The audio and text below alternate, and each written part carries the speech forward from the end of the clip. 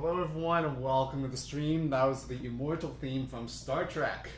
Something different to start the stream.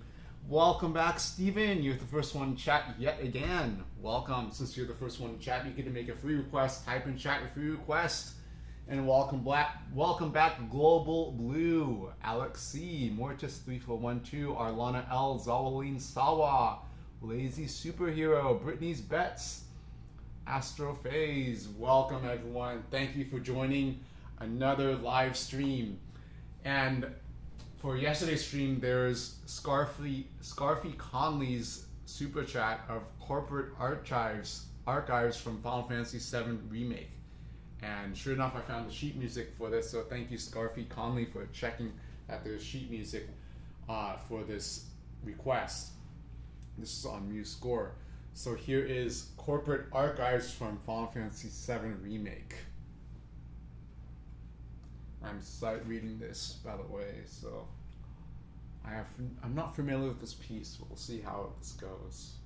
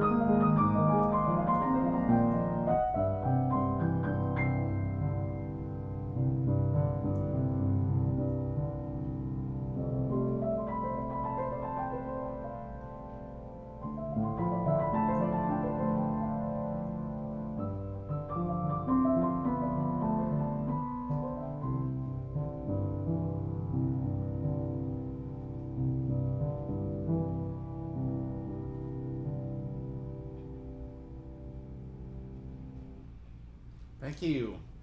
That was Final Fantasy VII Remake Corporate Archives as requested by Scarfy Conley. So thank you very much, Scarfy Conley. Welcome back. And hello to Brittany's Bets. Welcome back. Dio Brondo, Alex C, Vapor Gem, Mortis3412, and Steven requests Mario Circuit from Super Mario Kart. Alright, sounds good. And welcome back, Scarfy Conley. You just missed my performance of Final Fantasy VII Remake Corporate Archives. Did you hear it? Did you hear it? In the meantime, I'll play Mario Circuit from Super Mario Kart.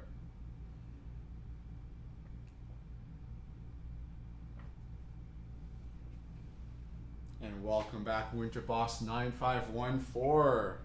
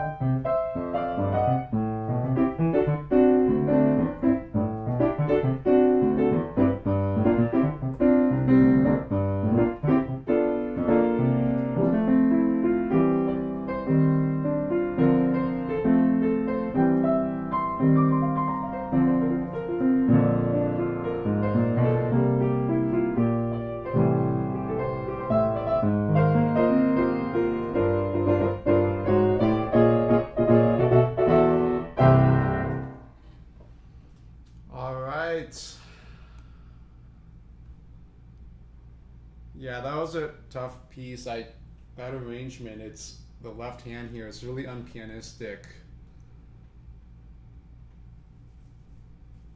That's a problem. That's one thing I don't like playing about video game music, because they have all this craziness in the left hand. You don't find this.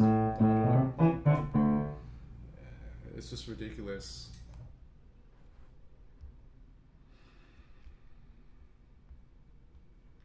Yeah, I might just turn off free requests to the first person, because it's a little bit too these requests sometimes like these arrangements. It's really frustrating to play because it's not doesn't showcase my playing.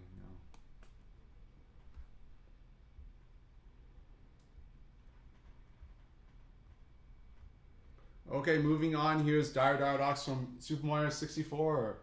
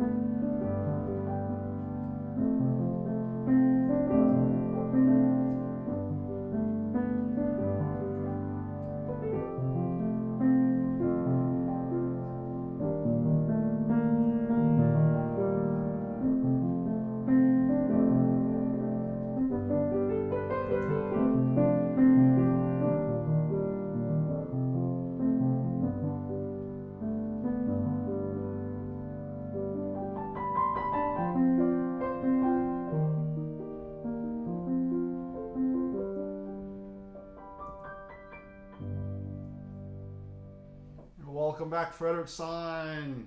Yeah, Steven, thank you. It's it's the arrangement here. It's it's what can I say? Like it's not what professional pianists would play for this. It's really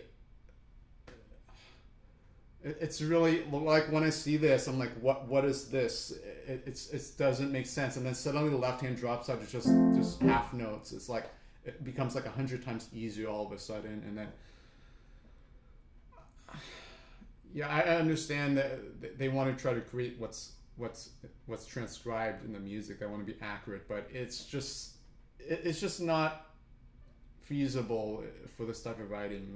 We don't see this type of on piano for this, because it poses a huge challenge to the coordinating the hands. Because my right hand wants to go, but my right hand can't do that because my left hand's going and then the hands are, you can't just separate the hands and have independent hands. It's always humans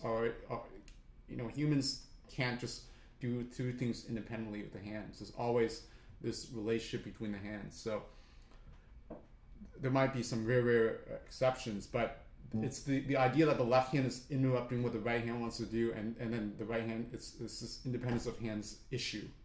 And professional pianists are always fighting this throughout the entire lives. Nobody ever gets this perfect. I mean, even the best pianists, they have this. It's always a challenge for everybody. So welcome back, Stabby. I'm gonna try playing different pieces because I get tired of playing the same piece over and over and over again. And so I'll play something different. I'll play Luma from Super Mario Galaxy.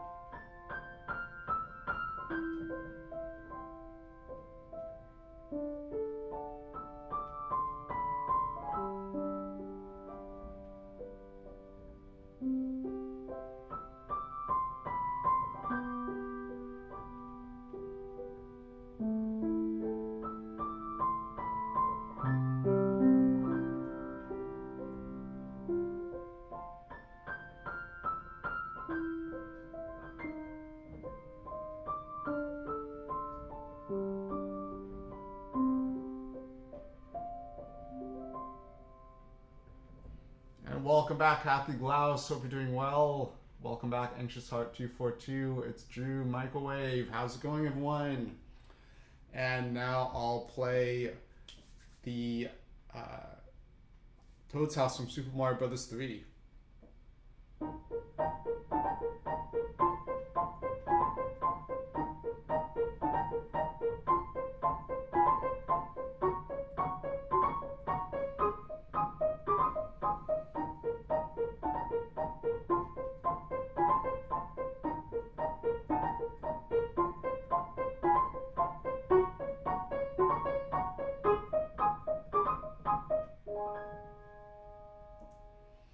And next up is the intro theme to The Legend of Zelda, the Overworld theme.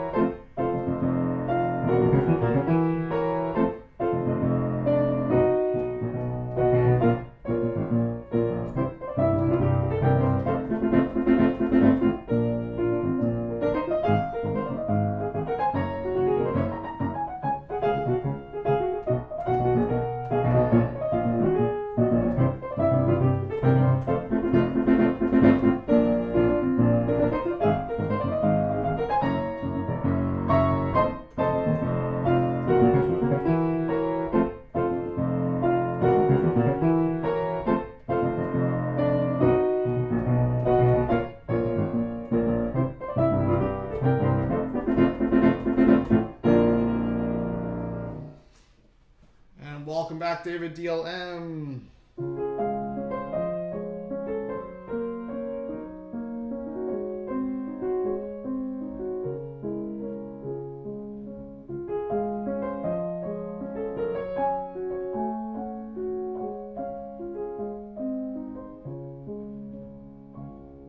Yes, remember things are back. It was a technical issue, but everything is back. Welcome back. It's Drew, Rito Village from Breath of the Wild. Yeah, I played that before. I think I've heard that before, but I take requests via Super Chat. But because I have to be fair for everybody, if I take your request and everybody's gonna be like, "Hey, he took his request. Why didn't he take my request?" And then, it's not going to be fair. So, but what is Terrytown Rito? Let me see what Terrytown is. I don't think I've played this before. You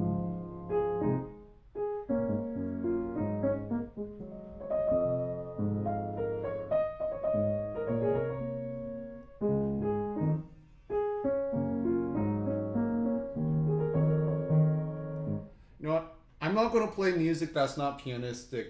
That's for the, I'm tired of playing unpianistic music because it's just, nobody appreciates the effort I put into it because you don't understand like the end result is the sound, but I put so much effort in playing unpianistic music to make it sound good. But there's so much pianistic music that's written pianistically that I can make it sound good. So, you know what? I'm not going to play any more unpianistic music because it's just not well written, and it's frustrating because there's so much. It's not, a lot of this music is not written for the piano, and then I put so much effort playing it, and then it doesn't get recognized.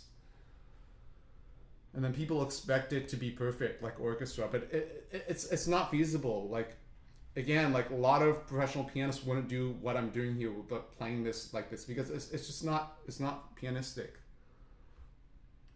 And welcome, Nano. Thank you for the super. Yes, I can play a Minecraft medley.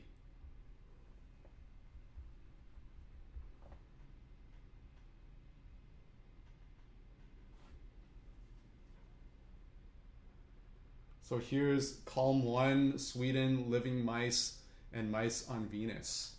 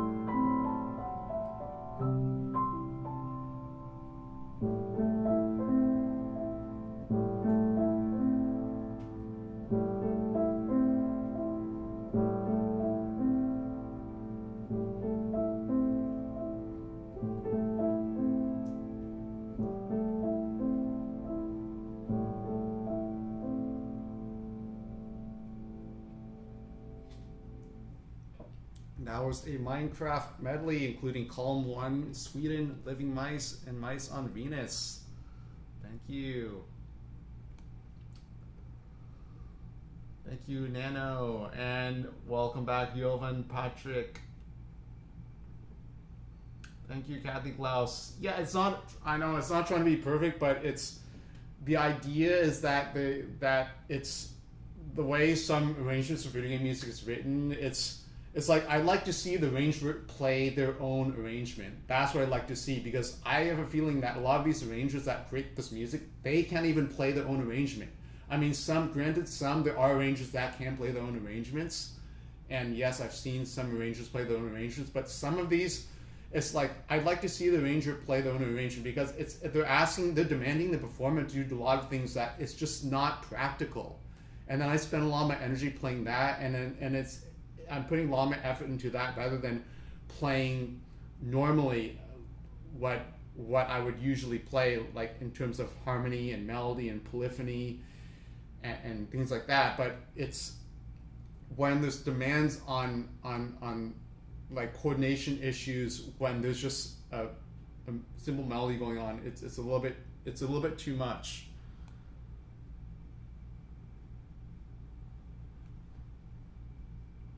And thank you, Leisure Force, for the 10 super.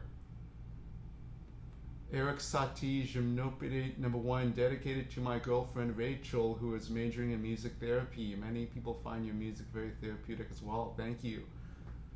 Thank you. A lot of people, when they see my piano chess streams, they say it's relaxing. So the piano can evoke a lot of different emotions, a lot of textures and different sounds. So there's some composers that bring out the percussiveness of the instrument. Some other composers bring out the singing quality of the instrument.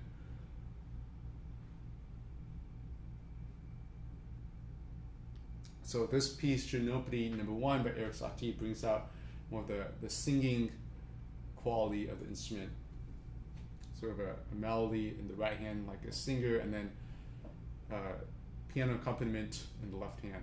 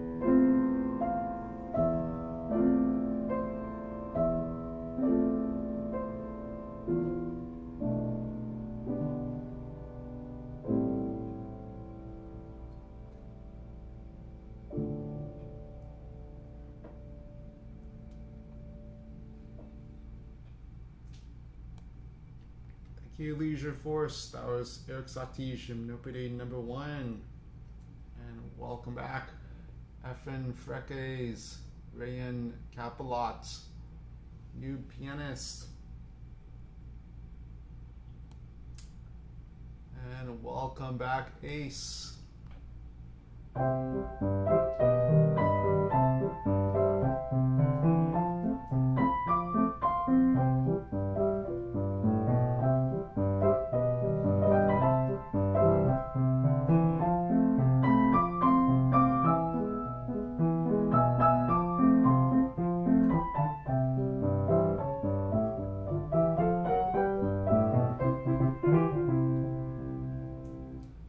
New Pianist. It's been a while, several months or so, maybe a month or so since I streamed on Twitch.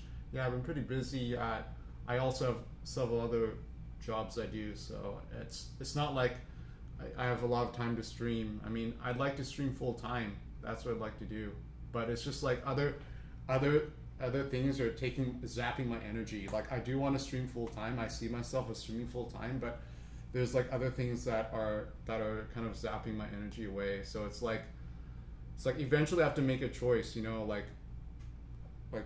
because I'm going to turn 35 this October, and you know I should have more of a say on what I want to do with my life. I shouldn't be, you know, other people. I shouldn't be, you know, it's my life. It's what I want to do. What jobs I want to do. So you know.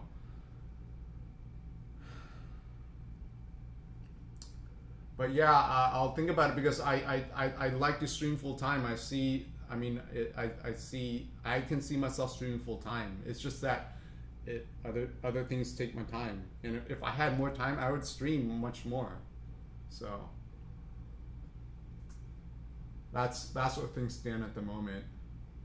And if I try to push myself and stream too much, I could get burned out. You know, I get burned out. So it's just fine balance of not working too hard but still working enough.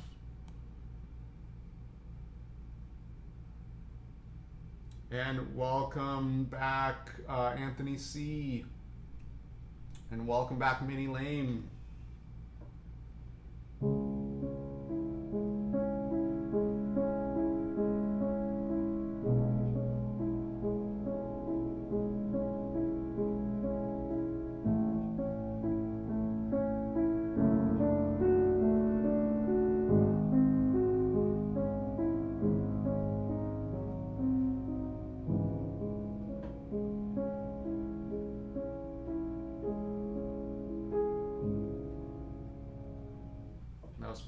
Intro theme.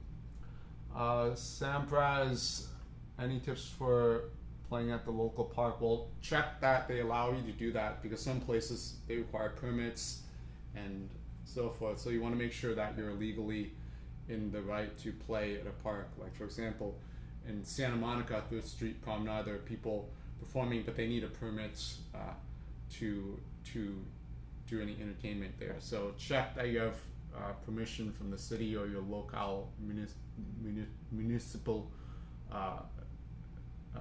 that allows you to play there, and that being said, you know, this it's outdoors, so yeah, I mean, as opposed to just have fun, enjoy what you're playing. I played at parks and in the Hamptons where there's outdoor tent, and then people sat and they ate food, and there were all these classical pianists playing, and it was a really fun event. That was about 14 years ago. So you want, and then it started raining at the end of the performance, and then I remember it was like it was starting to rain, but there were tents covering the pianos. Have I ever thought of writing my own music? Dio Brando asked. Yeah, I have written some of my own music. I've composed Etude, a piece for a film, but the film didn't get made. It's called Hope Canyon. It was about preserving the wildlife. yeah, I do have music I've written, but it's it's one of those things. As a I'm really critical of what I write, because it's just not. I mean, I could commit anything to paper, right? I could write notes and okay, this is a VGP composition, but it goes beyond. It goes beyond that. My standards of what I want to have with my. If I want to put my name down with something, that has to be something that I like. So, you hear about like Beethoven. He would write music, then he cross it out, and he'd make many drafts of what he's writing, and like Bach, for example, he would write music, and then he would use that paper to wrap fish, like to preserve fish, and he would use his manuscript paper for that. So it's like composing is not, it's not a trivial thing. That was what I'm saying. It's not something I would just, it's not something I would do trivially. There's actually a lot of, it's deep meaning. It's going beyond just the surface of things.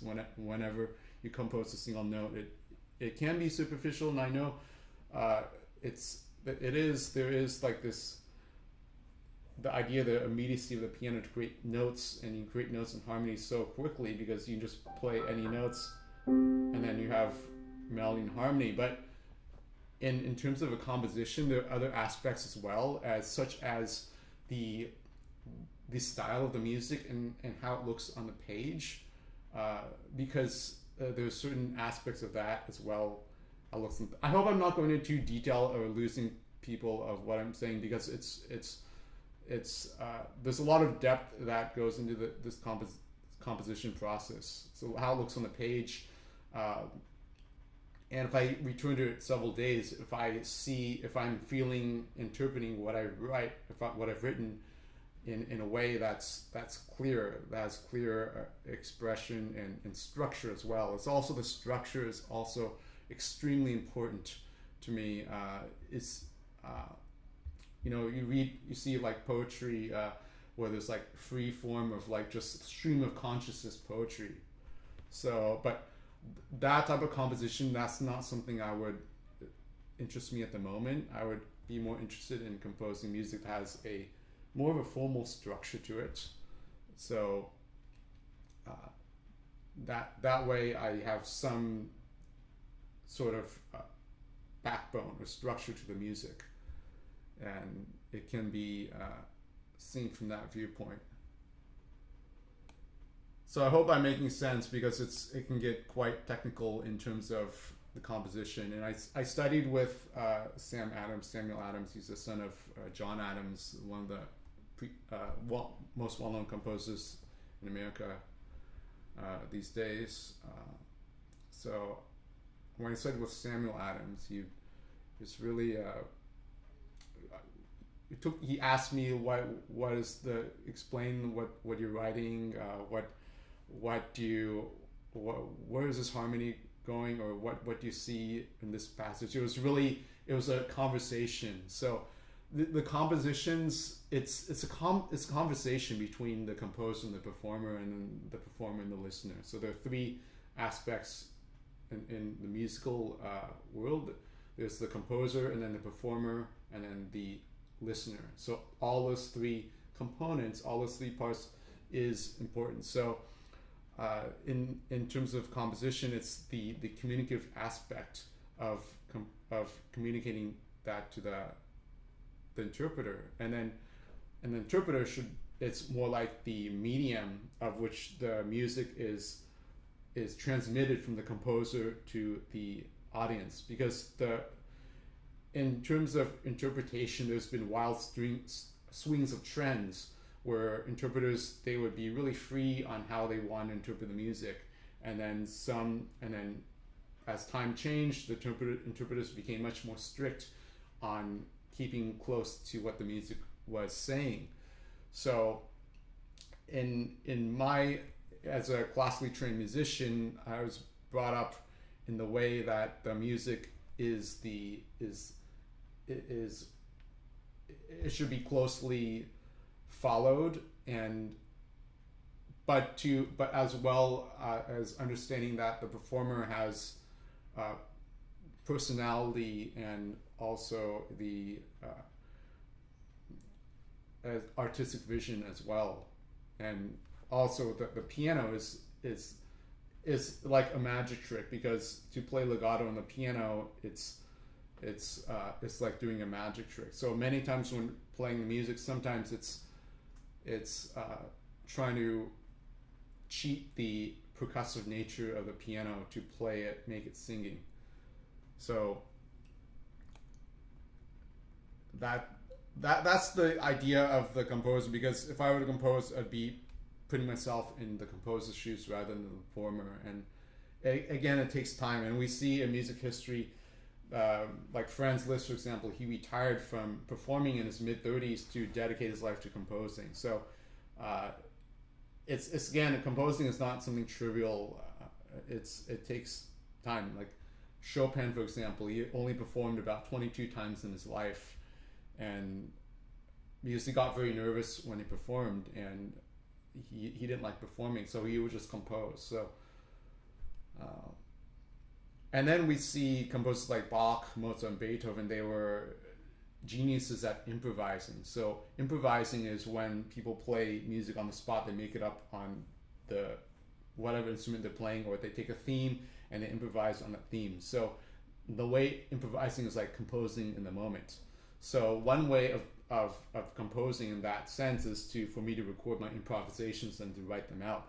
And we've seen that done with some jazz pianists like Keith Jarrett, where, for example, in the Cologne concert in 1975, there were these people from Japan, I believe, who transcribed his entire concert. I think the entire concert's about 45 minutes long or so, or maybe even longer. But it's quite it's a lot of pages, like 80 pages or so of transcribed music.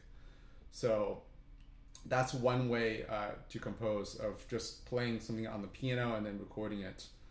But then there's that idea that the structural element is not wholly observed, because improvisation is really free. Whereas when something is really refined, the structure, then it becomes a work of art. It has potential to become a work of art. For example, like the Beethoven symphonies or the late Beethoven sonatas or string quartets from the classical period. Some of those string quartets, I don't know if these pieces could be just improvised and then they be created like that on the spot, because there's meaning within meaning within meaning, and there's so many layers of it. There's a lot of layers in the music.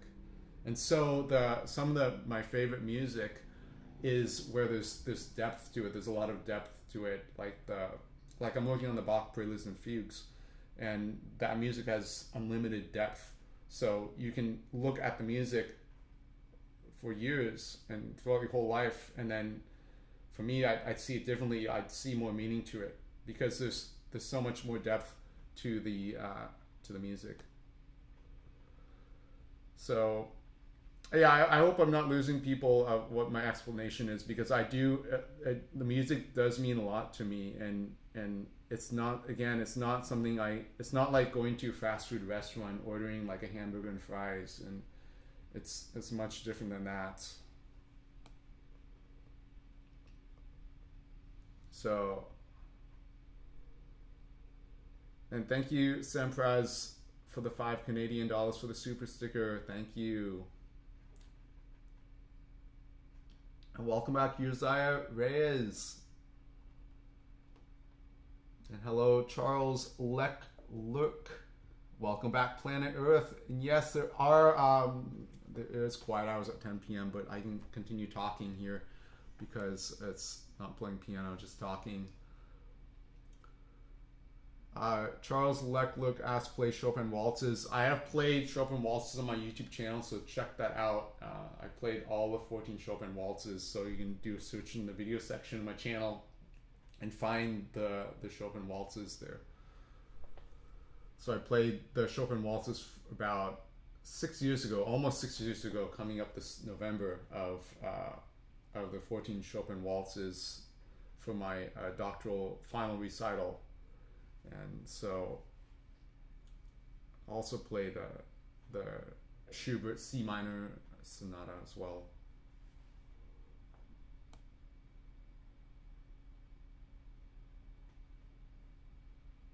Thank you, Kathy Glaus.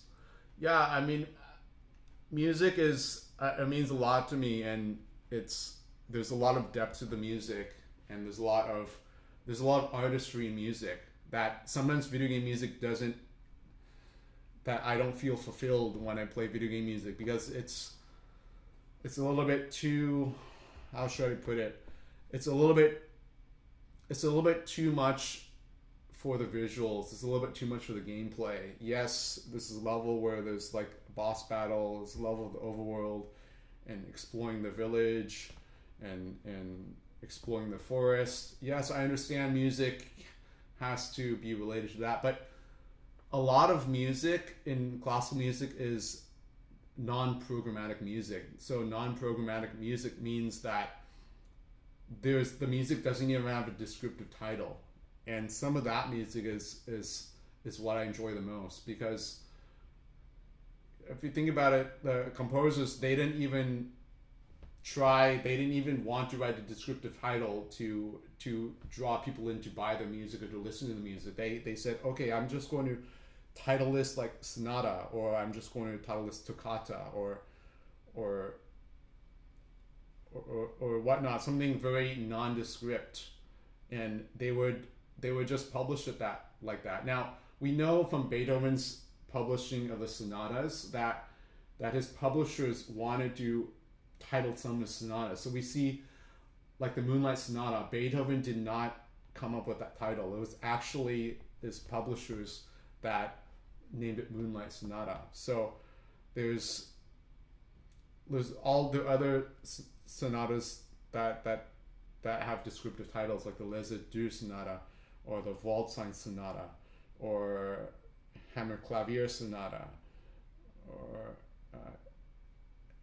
and goes on and on. But there's the Tempest Sonata. So we see Beethoven's publishers writing descriptive titles so that people would buy the sheet music. Now there's just one or two sonatas, I have to check on this, that actually Beethoven did title, and I'm if I were to take a guess, I have to check on this, so don't take my word for it.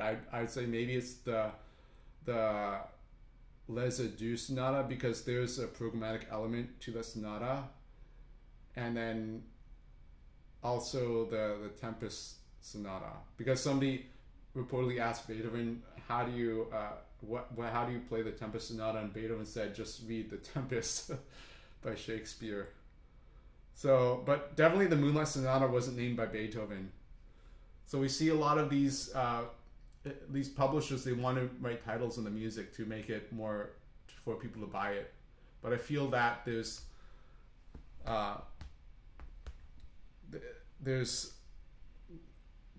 lot of artistry in non titled music. Like for example, Debussy, the preludes. I believe Debussy only writes the titles of the preludes at the end of the music, not at the beginning, because Debussy wants the performer to play through the music and come up with his or her own idea of what the music is, rather than Debussy imposing his own vision on the interpreter. So, and thank you, Mr. Wonder Waffles. Can you play the most pianistic song from Breath of the Wild, whichever is your favorite and works the best for solo piano? I'd say it would be something like Cass's theme. That's something that is very pianistic. There are not sudden jumps that make me ask, why is it there? And it's within a relatively challenging level. It doesn't get suddenly difficult and suddenly easy for no apparent reason. And unfortunately, it's quiet hours now, so I can't play piano anymore. It's past 10 p.m., but I will play your request. I'll play Cass's theme at the start of the next stream. So check out the next stream. If you're not available to attend, the stream will be available for viewing afterwards. So I would choose Cass's theme because it's there's just like pa on the left hand, and then the right hand has these melodies and chords in the right hand. So when I arranged that, I had a melody, and then also had my thumb and second finger play fuller harmonies as well. So it's just pianist in that aspect.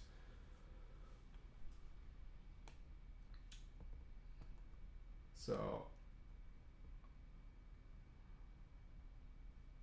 thank you, Sampras, for enjoying the lecture. Yeah, there's a lot. If you're interested, I could talk more and more about music and such. I don't just have to play piano. Dio Brenda writes, I completely understand what you mean. I would like to hear it, but if you don't want it to be heard, I get it. I can tell you appreciate music a lot. Yeah, it's like music is really it's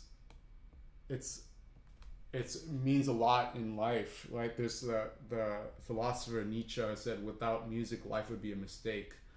Now, Nietzsche's compositions, I was reading about Nietzsche's compositions, and some people made a lot of fun of his compositions, like composers like Wagner. So, but you know, I the music has a lot of meaning. I see what Nietzsche is saying. There's a lot of it means a lot, like more than words can I express, because like more than I can express with words, because a lot of times music can express emotions more succinctly than words can. I mean, for example, there's a story of Beethoven and his friend. She lost her baby due to a miscarriage, and supposedly Beethoven didn't say anything. He just went to the piano, improvised for an hour, and then she said that after hearing Beethoven improvise, she felt that Beethoven understood her pain, what she was going through.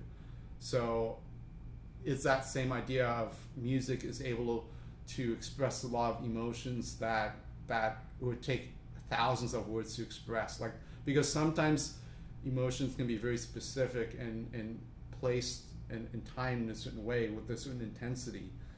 And so, without being too scientific about it, of course, it's the emotions and music. I mean, it can be felt, especially in a live performance, and on YouTube videos not so much. I mean, we see, like, for example, Rubinstein's playing on YouTube. Arthur Rubinstein's playing on YouTube. Yeah, it sounds very good, but a live performance is much different than hearing YouTube recording. So a lot of these performances, in like for classical music, for example, there's a huge difference in experience in when listening to something in a recording online versus a live performance. And I experience this all the time, especially in classical music.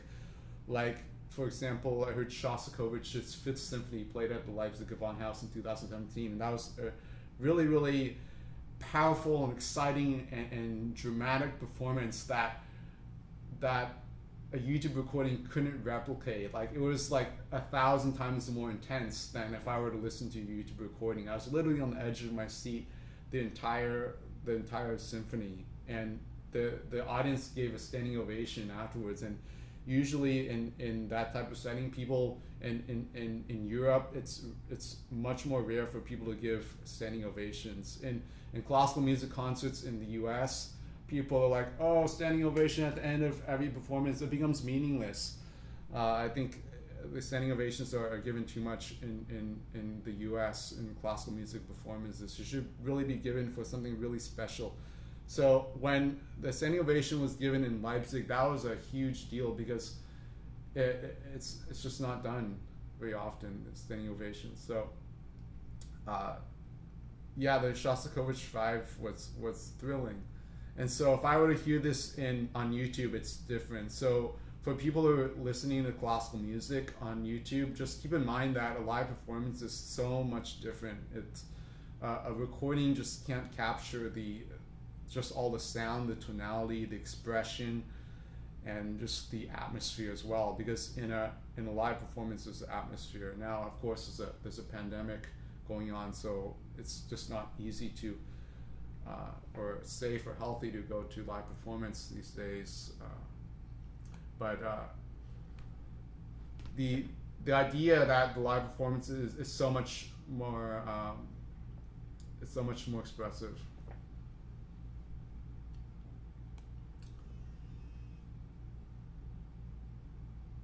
So David Yellum writes, I'm writing for a chamber orchestra, but all the waltzes I've seen has the piano player playing chords through the whole piece. Is that boring for the pianist? Because I'm kind of worried it is. It depends. It depends if the pianist is playing something that doesn't seem like there's much care put into it, then it can be. So it's the pianist can tell like how much care and attention has been put into it, and that's another aspect I'm also cognizant about when I compose my own music, because I can tell what I want to. I hear something, but then writing it on the page, it looks like it's not exactly what I intend or what I want, because it's somebody else who's going to be looking at the music and interpreting that, and they're going to form their own sound based on what they see. So I'm trying to convey best what I hear onto the page. So it's musical notation is not perfect. It's not a perfect way of notating music. So in terms of composing a waltz, there are other ways. I mean, it depends what the waltz is. If you're changing time signatures, if you're changing articulation marks, but if everything is like in 3/4, then things can be a little bit. It's. I don't know. I'd have to see the music. I don't want to. I'm not saying I know all the answers. I'm not claiming to know all the answers, but it really depends. So my answer is it depends. I don't know.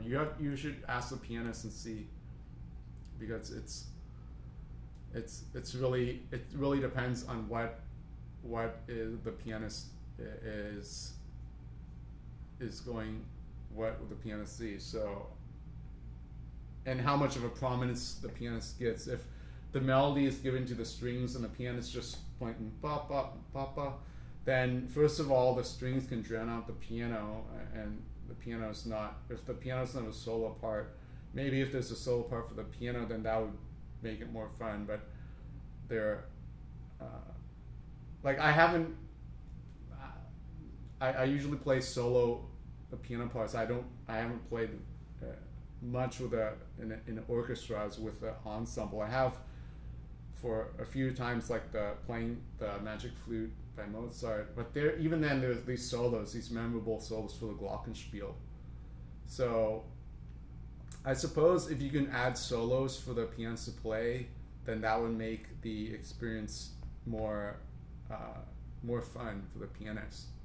Because a waltz in general, it's a fun, it's a more carefree and back in the 1800s, there were many dance halls, people dancing the waltz. It was really a dance for the common people. It wasn't just for the aristocracy as composed as like the minuet was. So the waltz was actually a really it was a way for people to meet in dance halls. So it wasn't all prim and proper. We know like the I think Queen Victoria, the Victorian age, she was secretly a fan of the waltz, even though all the prim and proper behaviors of the Victorian age, if I'm not mistaken. Like even she was a fan of the waltz. Now the waltz could be learned by anybody, as opposed to the minuet could only be learned taught by people had to learn the minuet from dance masters, because the minuet had so many intricate steps, but the waltz was much more easier to learn. Okay, I'm starting to lose people here with my technical answers, but these are the types of answers that in college, like the professors would be looking for, these types of depth of answers. So I'm kind of like going back into school mode of writing out these things, because in terms of music history, if I would ask this question on the exam, this is sort of the similar aspect I would write out now. Because on these types of music history exams, you need to show what you understand. Because a lot of people, that's what these exams are for. They're asking to tell us what you know, how much you know about music history. Welcome back, Renoa. Yeah, you're welcome, Dio Brando. Dio Brando writes, thank you for the wonderful music history.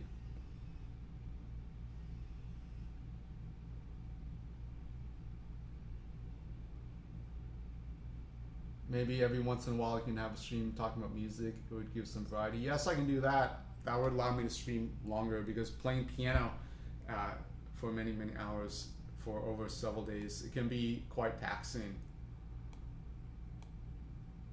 But of course, to take breaks, like the 16-hour stream I did on Twitch about a year ago, that was a lot.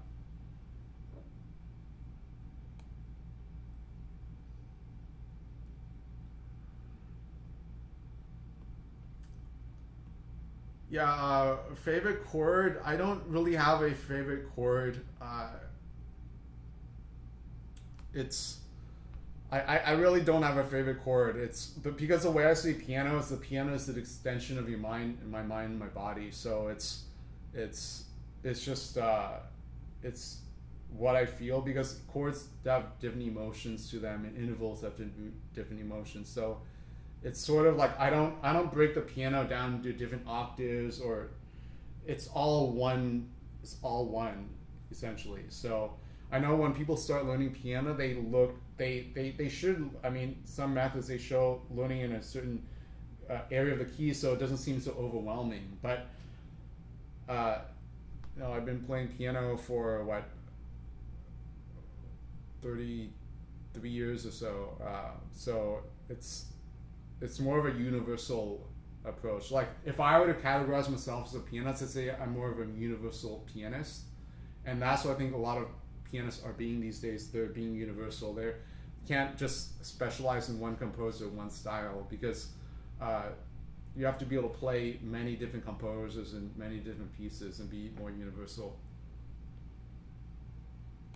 So I know that's coming from me, who's called the video game pianist, but actually, you see, the reason why I play video game music, and it's important to ask the why. Like, why do I play video game music, right?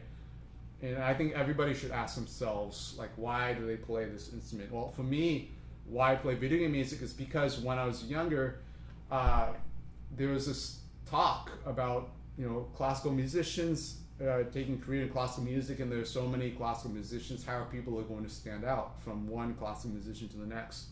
This was before social media was out. So I figured there were many classical pianists. Not many people playing video game music, so I go into video music and play video music, and this is what and this is where it led. And the Super Mario medley video got many views, and it was a lot of fun. I performed around the world with tours. I played at video game conventions and so forth. It was a lot of fun, and it's actually, I had to turn down a lot of opportunities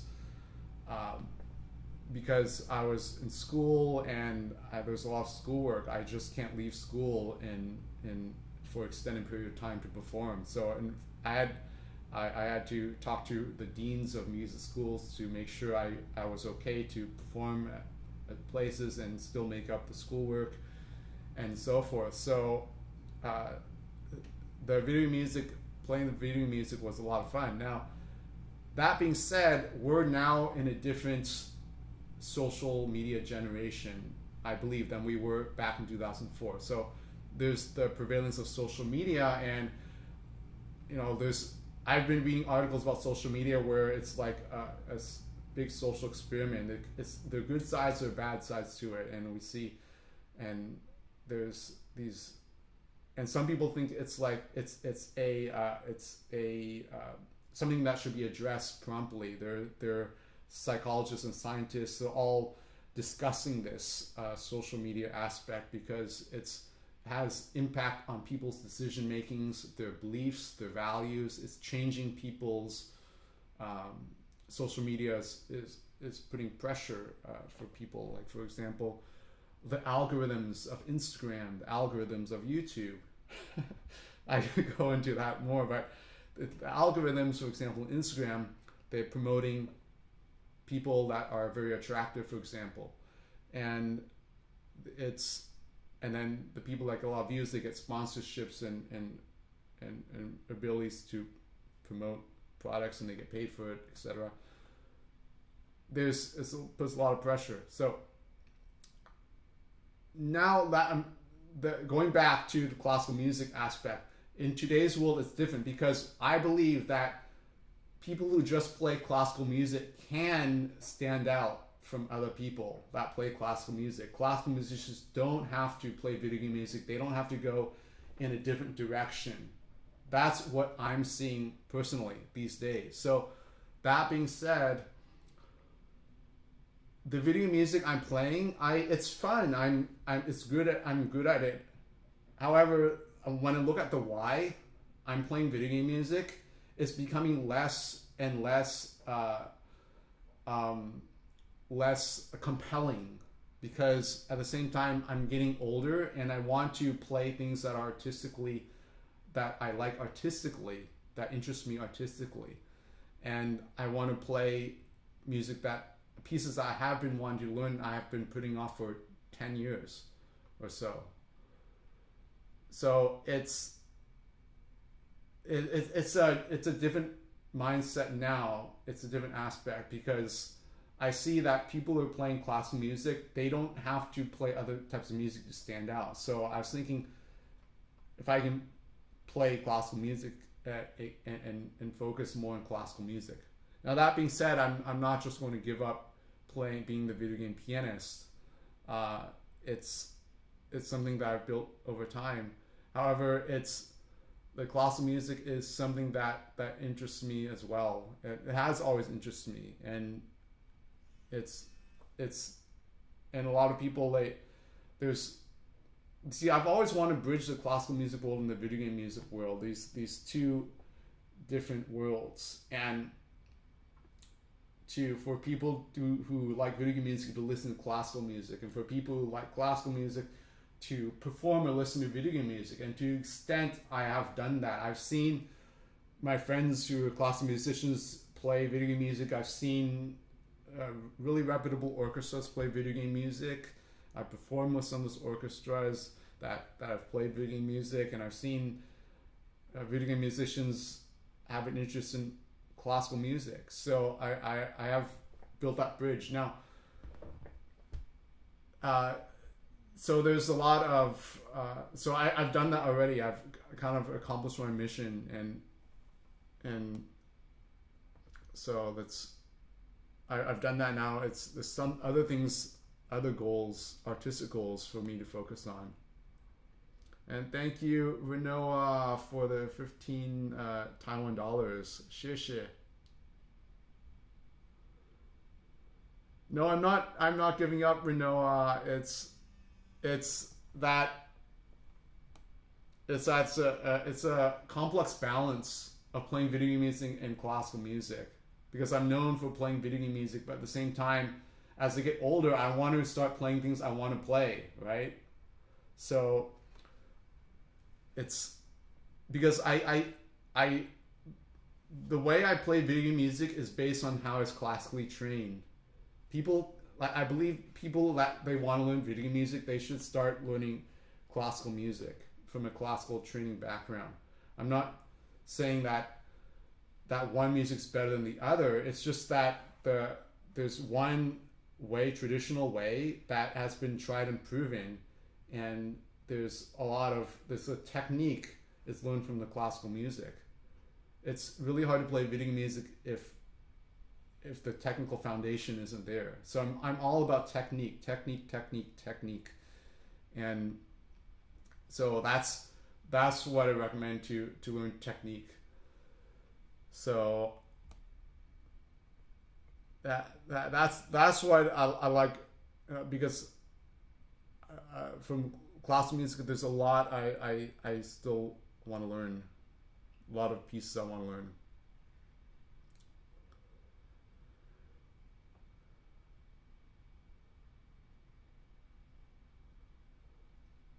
Emmett Cohen for jazz, says Mr. Wonder Waffles. Yeah, well, I'll keep that in mind. I haven't heard of Emmett Cohen. I like pianists like Keith Jarrett, Chick Corea, who passed away recently, unfortunately. Art Tatum, and so forth. Do I have a favorite video game song? I like the Super Mario Brothers main theme, and it was the piece I played blindfolded in the Mario video, and it doesn't get old. There's always something new when I play that music. So it's not it's not video music that's been composed in the recent years, but it's a classical Mario music. So thank you, Ricky. I understand. I support you no matter what you choose to play. Thank you. Yeah, the idea is like I want to play like I haven't learned La Campanella. I've never really learned Furlise or Chopin Winter Wind Etude. They're all the other pieces I want to learn, and so that's what I like to learn.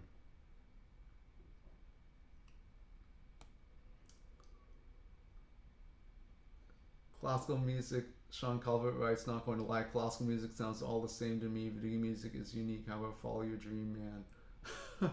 Yeah, well, it depends on the classical music, right? So you have Debussy, Clair de Lune, or you have something that's much more percussive, and then there's for symphonies and string quartets. So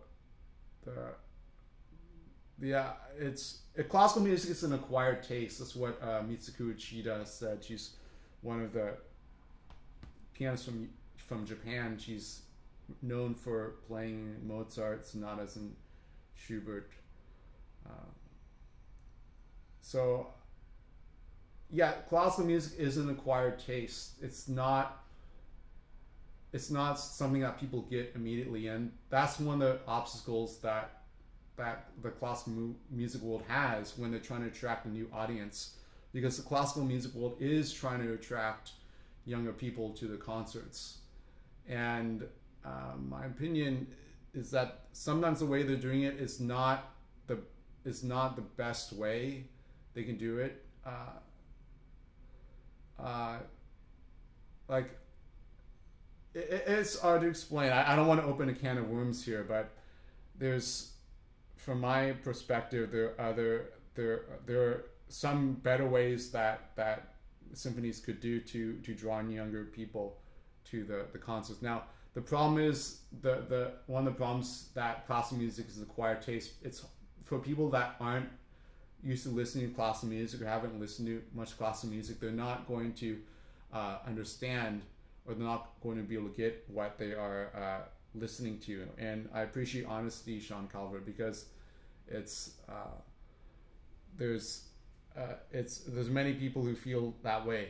So the classical music is, yes, it does take time to listen. It takes energy to, and people, when people listen to classical music, if there are 100 people in the room, 100 people could feel differently about the music. But if you go to a pop music concert and you hear somebody like Shawn Mendes perform, a lot of people in the crowd, they're going to feel very similarly to how they feel when they listen to the song. And there's going to be like this sort of the crowd mentality of like a group feeling of a certain emotion. So classical music is different in that aspect, is that it's very personal, and 100 people can have 100 different interpretations of what the song means to them, and then you could listen to that song for many years and then have different changing interpretations for it. So, and thank you Plan for the 10 Super. Unfortunately, it's past 10 p.m. It's 10:33 p.m. right now, so it's quiet hours time, so I can't play piano. But I'll play Rosalina in the Observatory 2 from Super Mario Galaxy at the beginning of the next stream. So stay tuned for that. And so thank you, Flan Plan. Thank you so much for your support. So stay tuned for that performance, that next stream. And thank you, Renoa, for the 45 Taiwan dollars. Thank you again. Shishi. Shishi. Thank you, Flan Plan.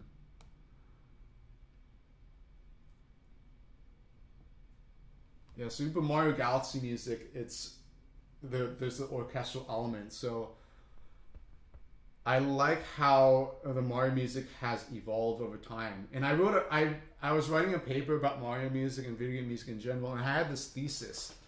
And the professor, who shall not be named, rejected my theory outright. She said something like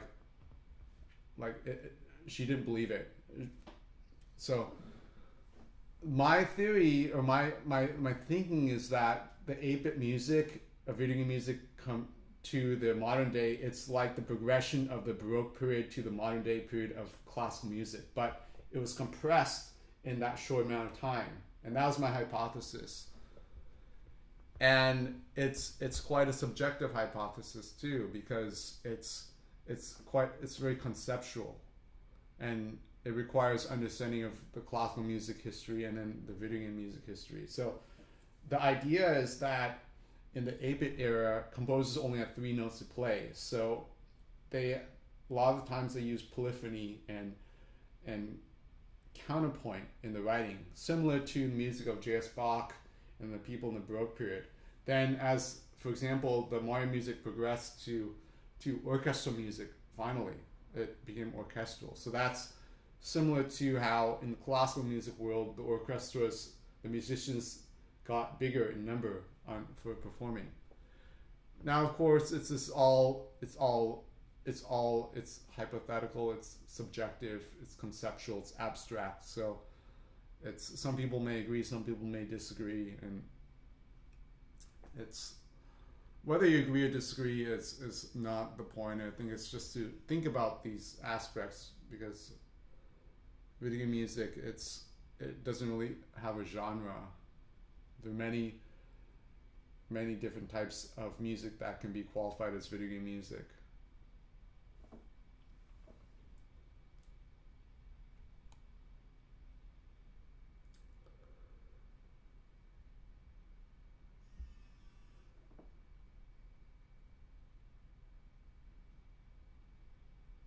Yeah, it's quiet hours, so due to the quiet hours, I can't play past 10 p.m. Like, for example, I got in trouble one time for playing 5 minutes past quiet hours, so I really have to stick to that time frame.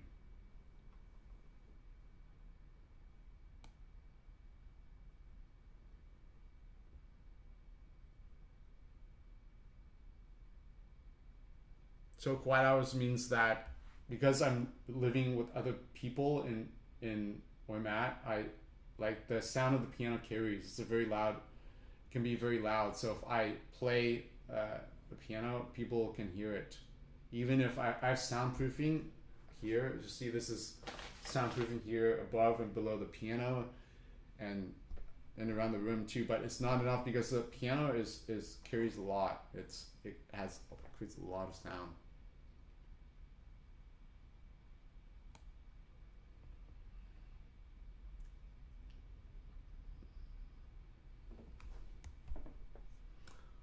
So that will be the end of the stream for today. Thank you all for watching, and stay tuned for the next stream. And that's where I'll be playing piano again and doing the request of Cass's theme from Breath of the Wild, as requested by Mr. Wonder Waffles, and Rosalina in the Observatory 2 from Super Mario Galaxy, as requested by Flan Plan.